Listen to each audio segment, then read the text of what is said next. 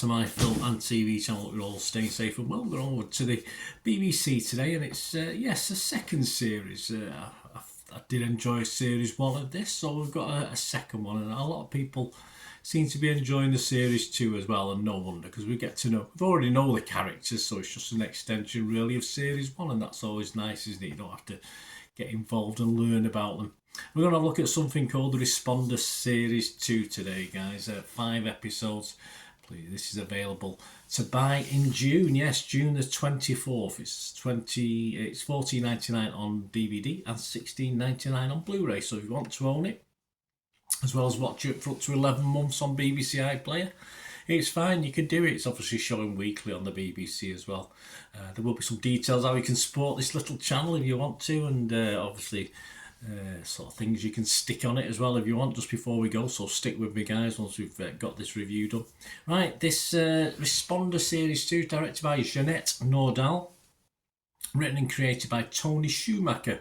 The cast include many reprising the roles, of course, as you'd expect from the first one. We've got Martin Freeman, got Adeleo Adebayo, Warren Brown, Mayanna Buring, Romy Hyland-Rylance, Emily Fairn, Josh Feenan, Sam C. Wilson, Faye McAveer, Ian Pulston Davis, and Matthew Cottle. And we've got Bernard Hill as well, who sadly recently passed away, of course. So Bernard Hill stars in this.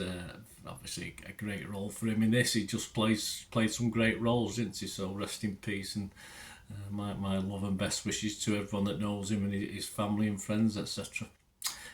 So Series 2 began airing on BBC One and BBC iPlayer on the 5th of May 2024. I'm doing this little recording on the 7th of May 2024, and also on iPlayer as well. And I would recommend watching it if you've not already watched it. Don't kick into Series 2 without watching Series 1. Give Series 1 a watch.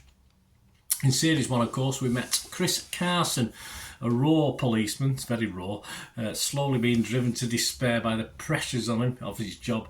He's a frontline officer, of course, answering emergency calls on the dreaded night shift. The series actually unfolded over 5 nights. She had 5 episodes over 5 nights, so it's simple but clever. The shift, generally all hell let loose while he was on duty, and of course away from his duty, lots of problems with his complicated personal life as well. Gets involved with a couple of villains, unfortunately. At the end of the series 1, it unashamedly sets itself up for Series 2, and why not? If we're going to get another one, why not? I don't mind it when it does that. I like things to be tied and dotted, I's to be dotted, T's to be crossed, but if it leaves a couple of storylines open, or 3 or 4 or 5, fair enough if you've been entertained in the meantime. And this Series 2 picks up about 6 months on from the original events. He's still separated from his wife Chris, he's still separated from his wife Kate, and still on that horrible night shift and desperately trying to get a day job that will stop his ex or his moving to London. Yes, she's got a chance for a new job. Obviously he's trying to get back involved with his daughter on a regular basis, so that's the last thing he wants. So hopefully moving to a day shift will sort that out, but it's not as easy as it all that, of course. He has to jump through hoops, literally, to get to this day shift. And he's also trying to do the right thing as well, attending a group therapy session that's run by an alcoholic vicar, but hey, at least he's trying. Not the vicar, Chris, I mean. And Chris becomes reluctantly again embroiled with his old partner Deb Barnes, who promises him this day job that he so wants in her office if he helps her with a drugs case. But of course it's not always as simple as that, is it? And things get possibly more complicated. Add to this, on a personal basis, he's also forced to re-engage with his estranged, abusive father, of course, played by Bernard Hill. Rest in peace. Watch Series. Please don't watch Series 2 without watching Series 1.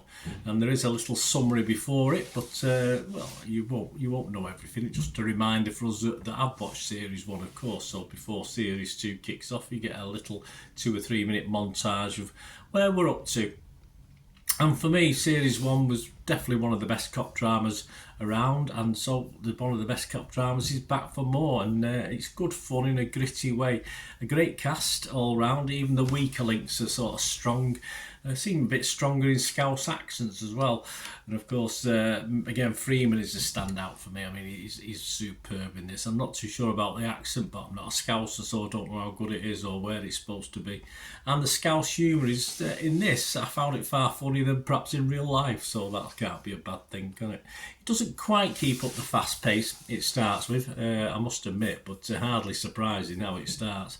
And as our lead looks for somewhere to get his head down in various locations, he just wants to sleep at some stage. Yes, the series itself does slow just a little bit, but it's always interesting nonetheless. So there you go. I scored series 1 a 7.5 out of 10. Yeah, I know the characters. I enjoyed it. As I say, I think the first 2, 3, 4 episodes I probably would have been up around 8 out of 10. But yeah, I'm going to be similar on this. I'm not going to be any different. I'll be fresh on Rotten Tomatoes. I'll be positive on Metacritic. And I'm going to give it another, yes, I'm going to match what I did for Series 1. I'll give it another 7.5 out of 10. Internet Movie Database, of course, you don't split the scores. It's just overall for this series. And then that still holds at 7.4 out of 10. So I can't see that changing that much more. So there you go, guys. Hope you enjoyed this. Please, if you do like the channel, do like my feeble attempts, press that subscribe button, push the bell notifications, everything film and TV, of course. Great to have you on board.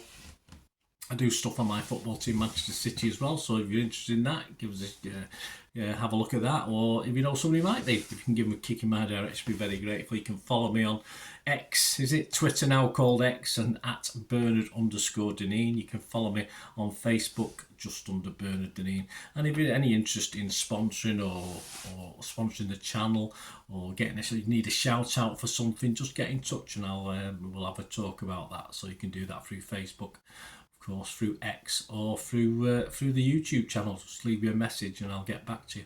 Thanks for watching, guys. Until we meet again. Well, that's one thing, don't I? Please stay safe, everyone. Bye for now.